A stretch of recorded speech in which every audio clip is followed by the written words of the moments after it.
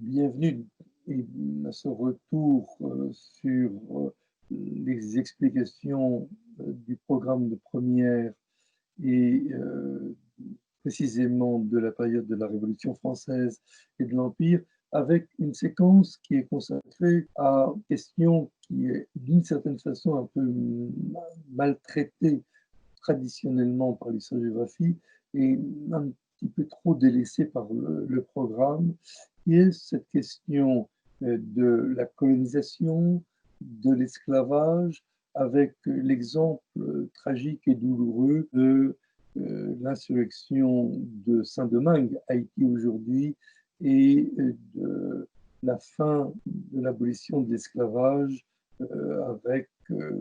Napoléon en 1804 jusqu'en 1804 et jusqu'à la guerre qu'il mène. Alors, cette question-là, en définitive, est une question qui hante toute notre mémoire, à laquelle il faut accorder une place absolument essentielle. Rappeler d'abord que les Antilles, notamment, jouent un rôle considérable dans l'économie et dans la société française au moment de la Révolution, avec essentiellement la colonie de Saint-Domingue, donc Haïti aujourd'hui, qui est la grande île à sucre, avec une population d'esclaves noirs absolument considérable, qui produit une richesse énorme, richesse qui a permis le développement des très grands ports comme Nantes, comme Bordeaux, comme La Rochelle, et qui a permis le développement de toute une industrie, pas seulement l'industrie sucrière, mais l'industrie du textile, qu'il ne faut vraiment jamais négliger. Et d'une certaine façon, c'est précisément la vie coloniale et aussi, bien sûr, la traite des Noirs partant d'Afrique et emmenés aux Antilles, notamment. C'est toute cette économie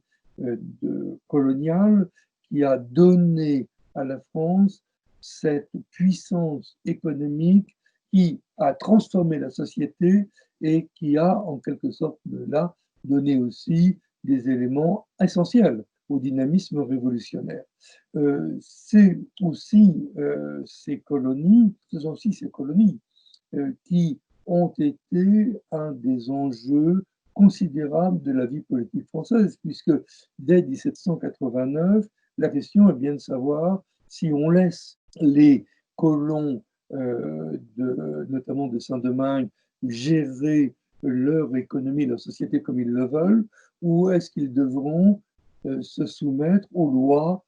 qui sont édictées dans la France métropolitaine. Dans la France métropolitaine, il y a plusieurs milliers de Noirs qui vivent en France et qui sont considérés comme des personnes libres automatiquement, même si on se rend bien compte qu'une partie des Noirs qui vivent en France ont gardé de fait un statut de quasi-esclaves, puisqu'ils ne sont véritablement pas libres. Mais faut-il accorder la reconnaissance politique aux hommes libres de couleur, comme on le dit à ce moment-là, et bien sûr aux esclaves. Et ça, pour les esclaves, le débat est tranché assez rapidement. On sait que Robespierre, en 1791, s'était prononcé contre l'esclavage. On reviendra tout à l'heure sur cette demande, mais personne jusqu'en 1793-1794 envisage d'abolir l'esclavage dans les colonies. Or, ce qui se produit, c'est que dès 1791, il va y avoir une véritable guerre qui naît à Saint-Domingue et qui est une guerre qui va avoir des proportions absolument considérables dans le déchaînement de la violence. C'est infiniment plus violent que tout ce qui se produit dans la France métropolitaine à ce moment-là. Et c'est aussi lié à la guerre extérieure, puisque les Anglais veulent s'implanter, veulent à Saint-Domingue et s'emparer des colonies françaises. Et puis, c'est relayé aussi par toutes les oppositions entre révolutionnaires et contre-révolutionnaires et même entre montagnards et girondins, si bien qu'à partir de 1793, c'est une guerre qui est féroce,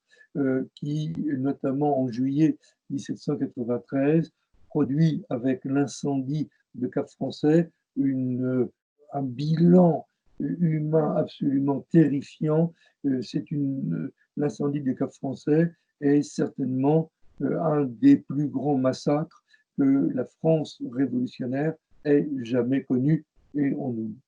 je dis ça en comparaison avec les massacres de septembre ou les massacres d'août 1793 qu'on oublie régulièrement. Donc, on est rentré là dans une guerre considérable et une guerre qui, pour être résolue, va passer en février 1794 par une décision politique inspirée essentiellement par deux députés, un député un peu méconnu, Levasseur du Mans, et puis un député beaucoup plus connu, c'est Danton, en février 1794, qui vont véritablement jouer un rôle moteur dans l'abolition de l'esclavage. Robespierre, pour le dire sans aucune intention polémique, mais il faut le signaler, va être muet sur la question en février 1794. L'abolition de l'esclavage est donc proposée autant pour des raisons humanitaires et pour des raisons politiques que pour des raisons tactiques. Il s'agit aussi de rallier les Noirs à la France pour permettre aux armées françaises de s'opposer aux Anglais. Il faut aussi le dire de cette façon-là. C'est un peu, évidemment, c'est un peu ennuyeux de le dire ainsi, mais il est nécessaire de le rappeler. Cette abolition de l'esclavage est appliquée plus ou moins bien dans les autres colonies, dans lesquelles il y a aussi eu des oppositions, mais des interventions de révolutionnaires beaucoup plus, je dirais, marquées et beaucoup plus efficaces en quelque sorte, qui permettent à la France de conserver les autres colonies au besoin par la force. Ce qui se passe à Saint-Domingue, donc avant que l'île devienne indépendante, c'est que l'île va entrer en quelque sorte la domination, la direction de Toussaint Louverture dans une sorte d'autonomie. Je ne vais pas rentrer sur la discussion du rôle de Toussaint Louverture, mais seulement rappeler qu'à partir de 1799, Bonaparte, et ensuite qui va devenir donc Napoléon, va engager une armée pour restituer Saint-Domingue à la domination française. Or, cette armée qu'il envoie à Saint-Domingue est une armée qui va être victime du climat, de l'impréparation, et puis aussi de la détermination des populations qui ont été libérées, qui sont objectivement devenues autonomes, à garder leur indépendance. Et ce qui se passe dans cette guerre qui est véritablement très abominable, la liberté donnée à Haïti et le fait que Haïti sera la première nation noire libre dans le monde. Il faut aussi quand même terminer là-dessus, avec des arrangements politiques qui ont aussi obéré la situation d'Haïti, puisque l'argent perdu aura dû être compensé par des accords très longs et très ardus entre cette jeune République noire et les États et gouvernements français successifs. Et puis, ce qu'il faut aussi ajouter, c'est que ce désastre des concurrences, des rivalités internes aux Haïtiens va durer très longtemps et permettra aussi qu'il y ait un certain nombre de leaders, de meneurs haïtiens voulant s'installer au gouvernement et créant des guerres civiles qui auront affaibli aussi le pays. Reste malgré tout qu'il y a là un épisode tragique,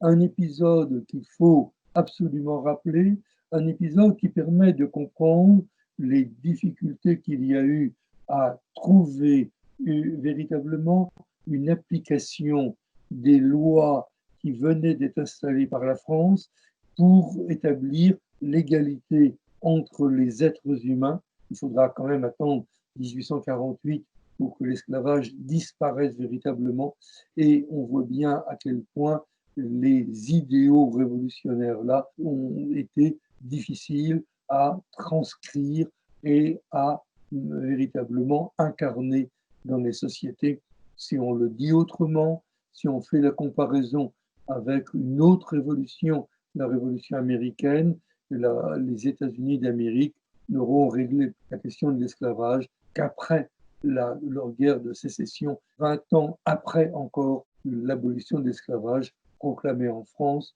Il y a véritablement là une question sur laquelle il faut revenir pour noter l'importance des enjeux politiques, philosophiques qui sont nés à ce moment-là.